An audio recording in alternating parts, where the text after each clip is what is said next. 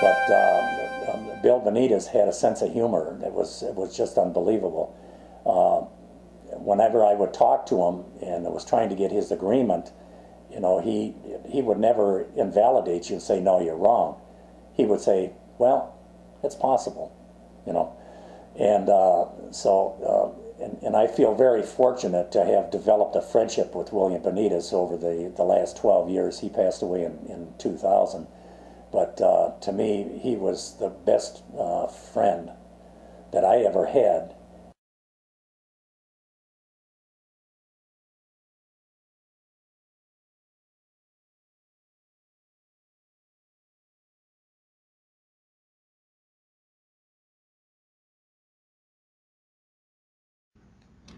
Well, thank you very much for the acknowledgement, and it's always such a great pleasure to me to be able to have the opportunity to speak before such a beautiful group as I see here. Today we're going to talk about several things. Narcotic addiction, as you know, is what we're going to talk about. And running through your beautiful minds, you may be wondering, well, why a lecture on narcotic addiction? As you know, today narcotic addiction and the use of narcotics has really infiltrated the schools quite a bit. There's many reasons for this. One of the primary reasons is because it's been really advertised. It's a funny thing.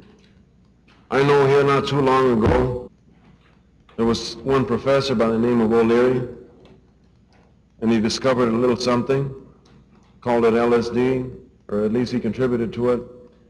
And then he had a few followers. And today they would just be in their own isolated pit. But then, of course, we have magazines such as Look, Life, Post, and they really capitalized and monopolized the thing. I'm sure that you've seen many 15, 18, 13-page spreads, full color, on many of this, which involves LSD. And because of this, overnight, just like that, it was known throughout the world. And of course, kids, students all over the world are trying to set up their own independency. They want to become independent, set their own ways, and things like this. And then this was all of a sudden something that, wow, well, what is it? And it became part of today's generation, you see. But if it were to continue, it would be a down generation eventually, because the quickest way to hurt a person or a nation or a group, the quickest way to hurt a person's goals, his aims, his ability, his life, is by introducing that person to narcotics, whether it's in the form of a needle or whether it's in the form of just dropping pills, popping pills, smoking pot, using LSD. Now when I say these things, you may question it, and were I a lawyer or a doctor or someone else up here telling you about narcotic addiction, you might very easily say, well, what does he know about it? Has he ever taken a trip? You could very easily put this question to me. And I just wanted to say that I have taken so many trips for 19 years that I could buy out the Greyhound bus station. So when I say these things to you, I didn't get them secondhand, or I didn't read about them, I didn't watch or hear about them on TV, or I didn't read about them out of a medical journal or anything like that. I experienced these various things, you see.